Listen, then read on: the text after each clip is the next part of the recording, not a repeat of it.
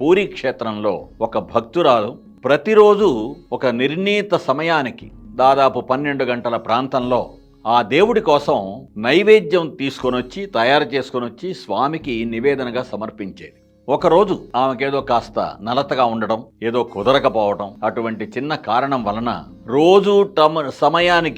రోజు సకాలంలో సమయానికి వచ్చేటువంటి నిర్ణీత సమయానికి వచ్చేటువంటి ఆ భక్తురాలు ఒకరోజు ఆలస్యమైంది ఆమె రావడానికి. ఎప్పుడైతే ఆ భక్తురాలు ఆలస్యంగా వచ్చిందో రోజుతో పోలిస్తే, స్వామి అంతమంది భక్తులు వస్తున్నారు, వెళ్తున్నారు, పూజారులు ఉన్నారు, ఇంకోటి జరుగుతున్నా కూడా ఫలానా భక్తురాలు ఇంకా రాలేదేమిటి, నా కోసం నివేదన తీసుకురాలేదేమిటి అని ఆలోచిస్తూ ఆ భగవంతుడి కళ్ళల్లో తడి కనిపించింది. అంటే వేలాది లక్షలాది కోట్లాది మంది భక్తులు నిత్యం వచ్చేటువంటి సందోహంలో ఒక భక్తురాలి గురించి భగవంతుడు ఎదురు చూడడం, ఆ భక్తురాలిచ్చేటువంటి నివేదనని ప్రేమగా స్వీకరించడం, ఆ భక్తురాలిని తరింపచేయడం, ఆ భక్తురాలు రోజు వచ్చే సమయానికి రాకపోతే ఇదేమిటి, నా ప్రియమైన భక్తురాలు రాలేదేమిటి అని ఆయన కళ్ళు ఎదురు చూడటం, ఆయన కళ్ళల్లో తడి అవ్వటం అనేటువంటిది అన్బిలీవబుల్ బట్ ట్రూ అంటామే మనం ఇంగ్లీష్లో.